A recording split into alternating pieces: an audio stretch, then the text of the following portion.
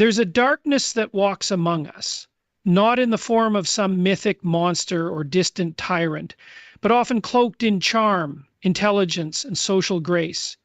It's the narcissist who has crossed a threshold, not merely self-centered, not simply arrogant, but given over, willingly, consciously, and with a disturbing calmness, to evil.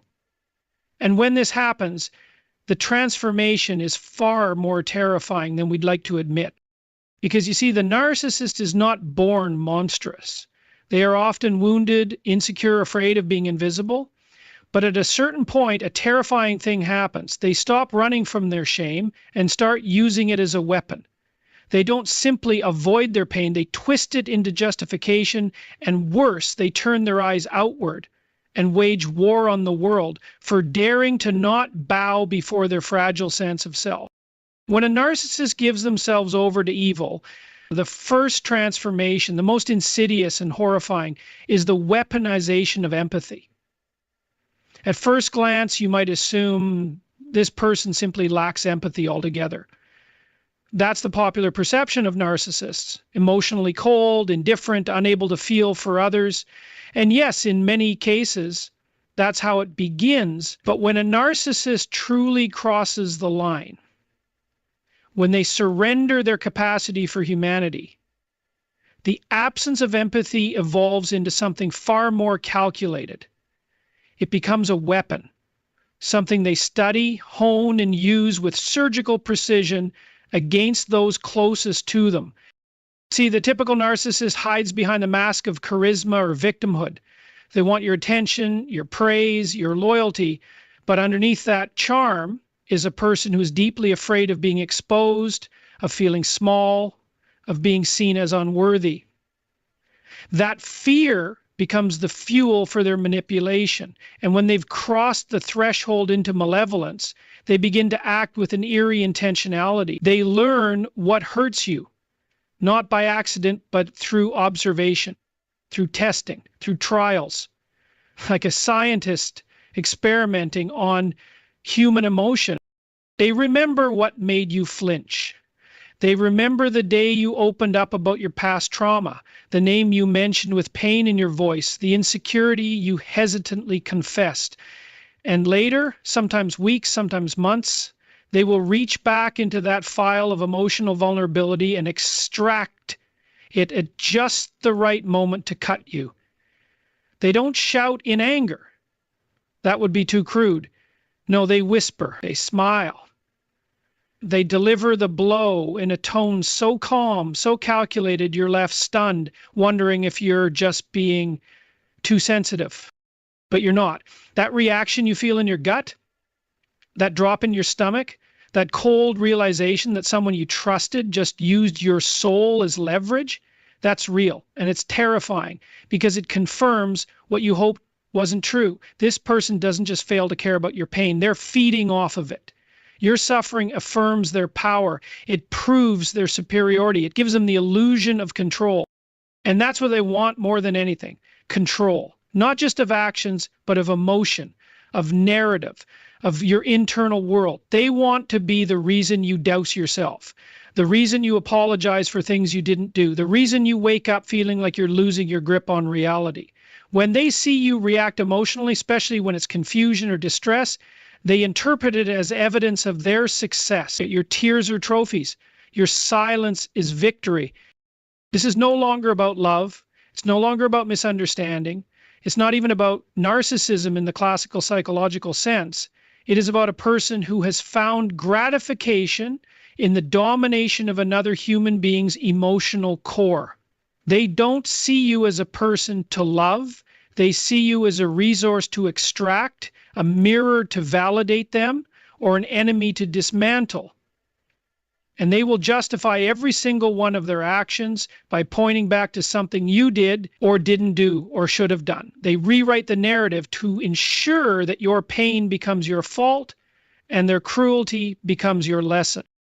And what makes this even more dangerous is how subtle it can be. They don't always scream, they don't always explode. Sometimes they deliver these emotional attacks under the pretense of concern. I'm just being honest. You need to toughen up.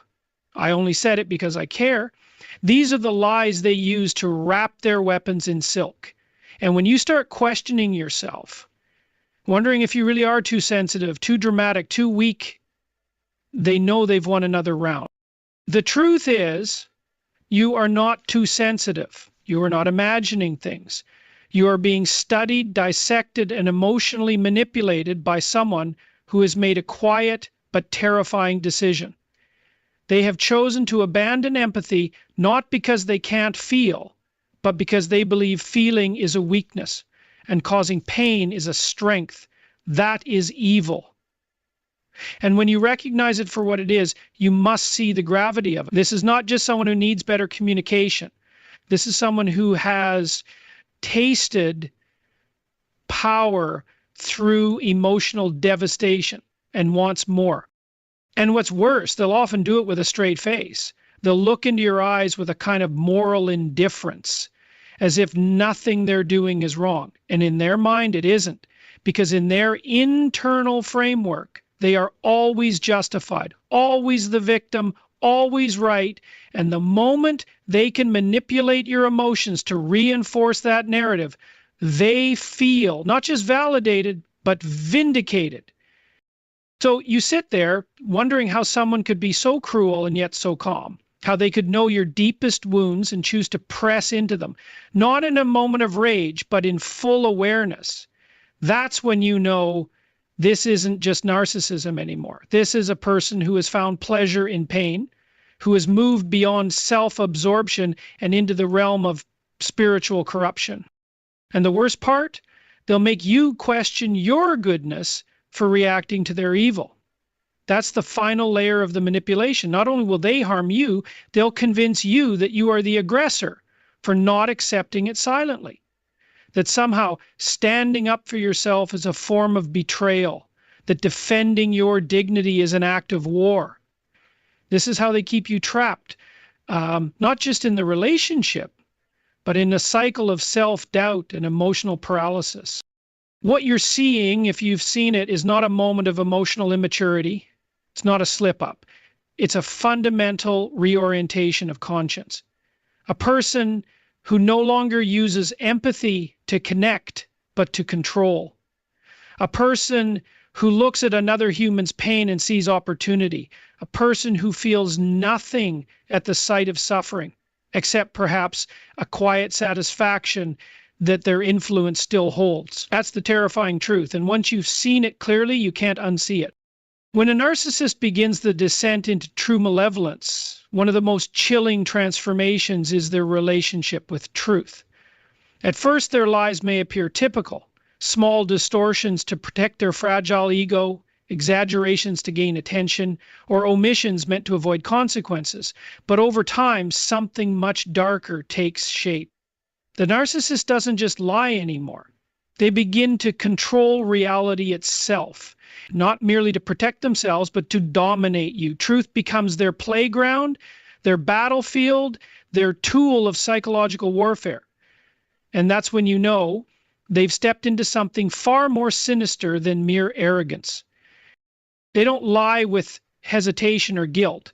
They lie with confidence, conviction, precision, and they do it while looking you in the eye. They learn to mold facts the way a sculptor molds clay. Whatever happened, whatever was said, whatever you know to be real, none of it is safe from their revision. In their hands, even the past becomes flexible. Conversations are rewritten. Your reactions are reframed. Events that were once mutual now become entirely your fault. You start to feel dizzy, not because you're emotional, but because your sense of what is real is being quietly dismantled. At this stage, truth is no longer something the narcissist hides from. It's something they rewrite in real time to maintain their control over the narrative. They don't just deny your version, they replace it. They insert doubt into your memory with statements like, "That never happened," "You're remembering it wrong," or "You always twist things." Over time, these tactics wear down even the most self-aware person. You start questioning not just what they said, but what you heard. Not just what you felt, but whether you are even justified in feeling it. And that's the goal. Not clarity, not resolution. Control. What makes this so insidious is the way it operates under the surface. The narcissist doesn't usually scream their falsehoods. Instead, they drip feed them into the relationship slowly, subtle changes to the story, tiny tweaks to the facts, a calm tone that makes you feel like you're the irrational one for even bringing it up. They'll weaponize their calmness against your frustration, as if the volume of your pain disqualifies its validity. And when you find yourself defending things you know happened, when you find yourself second-guessing your own memory, you're not just being manipulated, you're being reprogrammed. This is what people often call gaslighting, but that term doesn't capture the full horror of what's happening. Because this isn't just about making you think you're wrong, it's about isolating you from reality itself. Once the narcissist has convinced you that your version of events is unreliable, they become the sole arbiter of truth in your world. You begin to rely on them to tell you what's real. And once that reliance is in place, your autonomy is gone. Not physically, emotionally, mentally, existentially. It's not just facts they rewrite. It's intentions.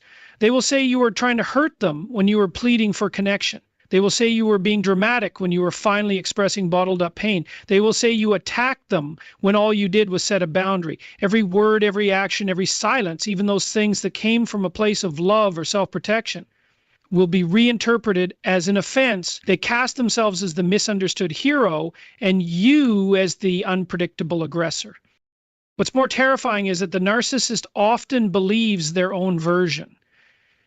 This isn't always performance. Over time, their need for control can grow so great that their own mind begins to fuse with the lie.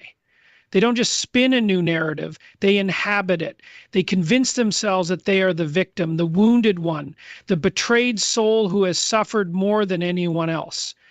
And because they believe it, they feel justified in punishing you. The truth becomes a weapon, not just against you, but against your right to meaning, your right to name your experience, to grieve your losses, to stand on solid ground. They don't want resolution, they want obedience. They don't want honesty, they want compliance. And they will use language, memory, and selective retelling to pressure you into that role. If you challenge their version of events, you're accused of being dramatic, unstable, or toxic. And the more you try to defend the truth, the more crazy you appear in their narrative. Eventually, you learn that the only way to avoid conflict is to go along with the story, even if it erases you. This is psychological control at its most dangerous. Because when you lose your grip on what's real, you lose your grip on yourself. The narcissist knows this. That's why they do it. Not to resolve conflict, not to connect, but to win. To stand over the rubble of truth and say, this is mine now. They want to be the god of the world you both inhabit, and in their world only one voice is allowed to speak. They may tell you that you're too emotional to be trusted. They'll cite your tears, your anger, your confusion as proof that you're the unstable one. Meanwhile, they remain calm, detached, collected, as if calmness were evidence of innocence. But calmness is not morality. It's a mask. And underneath it, there's a hunger for control that has no moral limit. The truth is nothing but clay in their hands, and the more skillfully they shape it, the more powerful they feel. This is no longer about self-preservation. It's about dominion. They don't just want to be seen as right. They want to own your perception. And the moment they achieve that, you cease to be an independent person in their eyes. You become an extension of their ego, a tool to reinforce their superiority, a puppet whose strings are made of distorted truths and manipulated memories. By the time you recognize what's happened, you've already begun to lose your voice. And that is the darkest goal of all, not to silence you with force, but to confuse you into silencing yourself. The final and most disturbing stage in the narcissist's descent into darkness is the complete reversal of morality. In this phase, They don't simply hide their harmful behavior or excuse it. They begin to believe that their cruelty is justified, even noble. At this point, we are no longer dealing with a fragile ego trying to defend itself. We are now confronting a person who has redefined virtue itself to accommodate their own destructiveness. What was once shameful becomes righteous. What once required apology now demands recognition. The narcissist stops seeing their behavior as problematic and begins to interpret it as a kind of strength, one that sets them apart from the weak, the naive, the vulnerable. This reversal of morality is not just a denial of wrongdoing. It is a philosophical reordering of values, where empathy becomes foolish, humility becomes weakness, and manipulation becomes wisdom. It begins quietly. The narcissist might start by mocking others for being too sensitive or too emotional. At first, it sounds like defensiveness or bravado, but slowly their language shifts. You hear them express admiration for people who are ruthless, who don't care what anyone thinks, who do what needs to be done. This isn't just a preference for strength, it's a rejection of conscience. As this internal shift solidifies, the narcissist begins to romanticize their own harmful behavior. They reinterpret their betrayals as self-preservation, their lies as strategic thinking, their abuse as necessary correction. They may even compare themselves to misunderstood heroes, figures who had to make hard choices, who were judged unfairly by a world too soft to understand them. In doing this, they position themselves as morally superior, not despite their cruelty, but because of it. They are above the morality that others are still naive enough to follow. In this state, apologies disappear completely, not only because they refuse to give them, but because they no longer see a reason to. They have convinced themselves that every boundary they crossed, every wound they inflicted, was earned by the other person. You made them act that way. You failed them, betrayed them, triggered them. And so they are not the villain. They are the enforcer of justice. Their conscience no longer protests because it has been overwritten by a grand narrative in which they are always the one who is wronged, always the one forced to act out of necessity. And here lies the most terrifying aspect of all. The narcissist becomes comfortable in their darkness. They are no longer tormented by guilt. They don't struggle with remorse. They sleep well after destroying someone emotionally, not because they don't understand the impact, but because they believe the victim deserved it.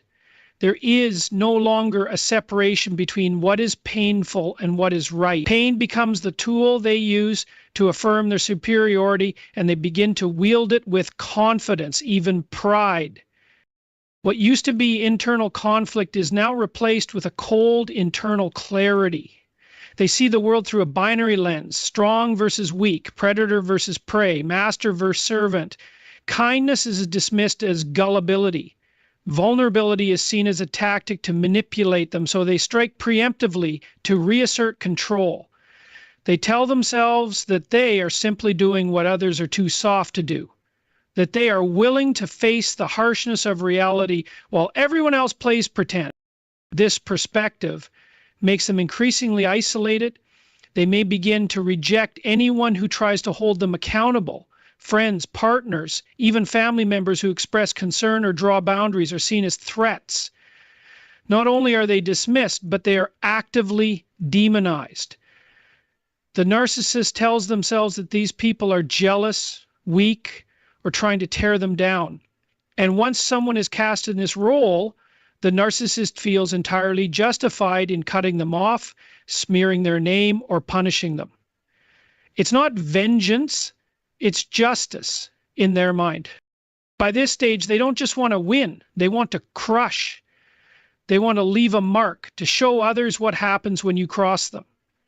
It's not enough for them to walk away from a situation. They need to dominate the memory of it, to rewrite the ending so that they emerge as the powerful one. And anyone who resists this rewriting becomes an enemy. not in a metaphorical sense, but in a deeply personal one. The narcissist wages psychological warfare not as a defense mechanism, but as a chosen path, one they believe in, one they feel entitled to. They become skilled at wearing masks when needed, especially in public. They may present as successful, charismatic, even altruistic, but behind closed doors, their moral code is reversed. What is praised in public is despised in private. They'll smile at the idea of kindness, but mock it the moment it inconveniences them. They may talk about love, but view it as leverage. They may speak of loyalty, but see it as something they are owed, never something they must give. There is a split between their public image and private ethos. And the more convincing the performance, the more dangerous they become. This reversal of morality is what makes confrontation almost impossible. You can't argue with someone who believes their cruelty is virtue. You can't reason with someone who sees accountability as betrayal. They don't fear exposure, they fear irrelevance. As long as they maintain control, as long as others are reacting, submitting, or retreating, they feel alive. And they are willing to sacrifice intimacy, connection, and even reality itself in order to protect that feeling. By this point, the narcissist no longer wants healing. They want domination. They don't want to be seen for who they are. They want to be feared, respected, or worshipped, never questioned. They are not ashamed of their behavior. They've recast it as evidence of their superiority. The pain they cause is proof that they are untouchable. And once that belief is in place, no appeal to logic, compassion, or history can reach them.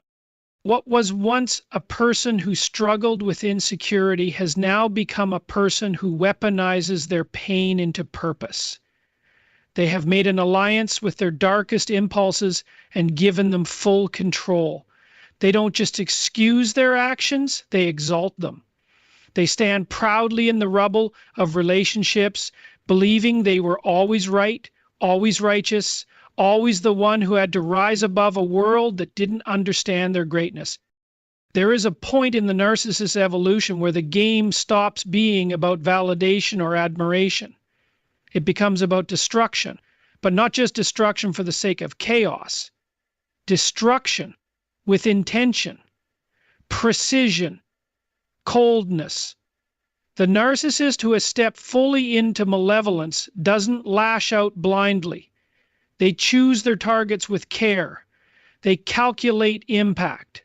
They orchestrate suffering with the same attention to detail that an artist might give to a masterpiece. Because now their self-worth isn't just about being seen as important. It's about being powerful enough to dismantle another person's reality. The way they approach your soul isn't direct. It's layered, strategic. First, they study you. They learn your triggers, your longings, your fears. They gather emotional intelligence not to connect, but to conquer. Every confession you've made in vulnerability becomes a tool for control later. Every strength you've shown them becomes something they quietly plan to fracture. And they wait until the timing is perfect, until your guard is down, until you believe you're safe, and then they strike. Not with physical violence, not always with shouting, but with precision, emotional sabotage. They begin to engineer your collapse from the inside out. They undermine your confidence through compliments that carry a sharp edge. They'll say things like, "You're really brave to wear something like that," or "You're smart, but you overthink everything." These are small cuts that don't bleed right away, but over time you start to wither under them. You second guess your choices. You shrink yourself, hoping to please. You adjust your tone, your expression, your very essence just to avoid their disapproval. This isn't an accident, it's design. And when you confront them, they make you believe you're the problem, that you're too sensitive, too dramatic, too insecure. They'll say you're imagining things, or you're just looking for something to be upset about. And because they've already weakened your trust in yourself, you believe them. You apologize, you try harder, you invest more, and in doing so, you give them exactly what they want. ownership of your identity. Over time, you start living inside their emotional ecosystem. You read their mood before you speak. You predict their reactions before you act. You stop being yourself and become who they've trained you to be, compliant, subdued, afraid of abandonment. But this still isn't enough. Because once you've submitted, the narcissist grows bored. Your suffering isn't satisfying unless it's active, unless they can see it in your eyes, hear it in your voice. So they escalate. They provoke you just to watch you unravel. They withhold affection to see you beg. They lie not to avoid consequences, but to test whether you'll question them. They know they're hurting you. That's the point.